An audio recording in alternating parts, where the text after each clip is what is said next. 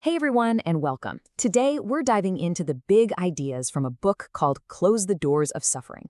It's all about taking the ancient wisdom of the Buddha and applying it to a problem that feels, well, incredibly modern, our own unhappiness. And it all kicks off with one single, really challenging question.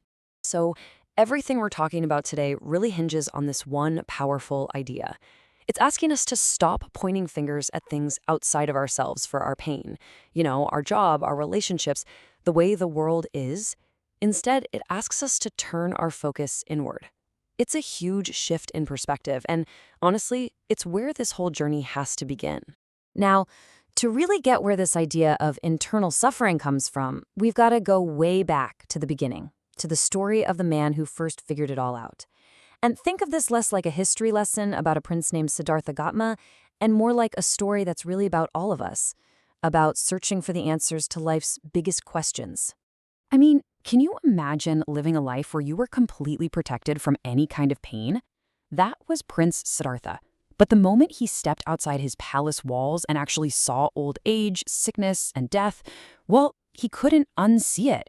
It shook him so much that he left everything, the luxury, the power, everything, to go on a quest to find the real reason for all this suffering.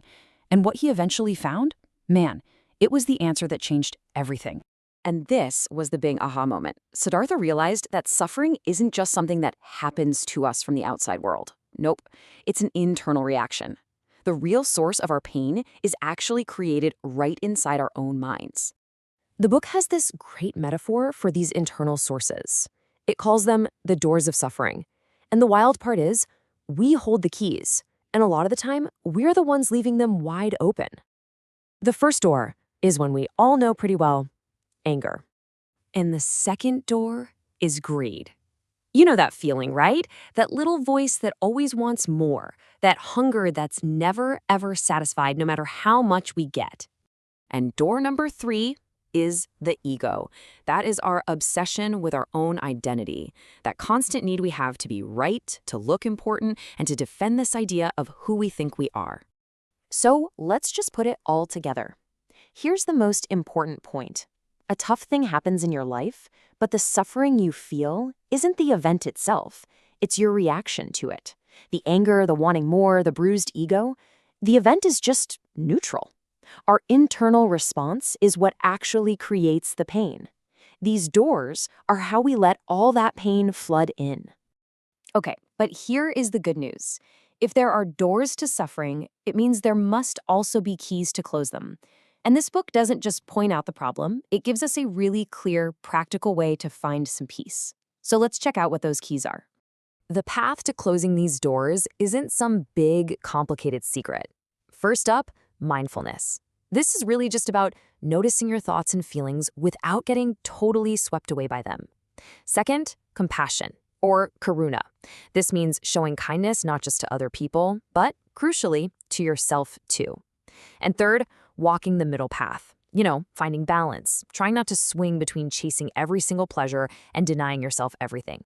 And this quote from the Buddha just nails it. Think about it. Anger, greed, ego, what are they? They're all just different kinds of attachment. We get attached to things going our way, attached to owning stuff, attached to our own self-image. And when the world doesn't play along with our attachments, that's when we suffer. Letting go is the key. Now, I know what you might be thinking.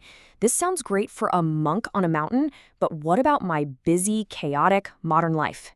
Well, the whole point of this book is that these ideas are actually more important for us today than ever before.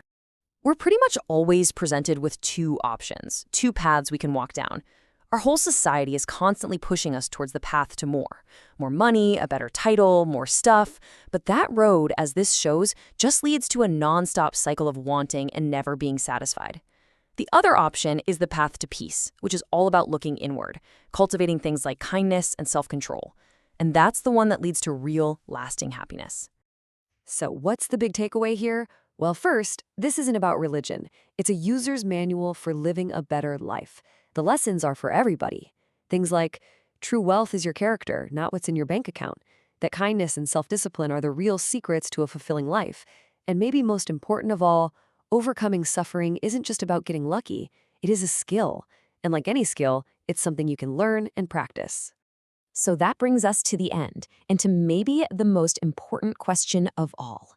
This wisdom isn't just something to know, it's something to do. So, looking at those doors, anger, greed, ego, the choice is now completely up to you. Which door will you choose to close today?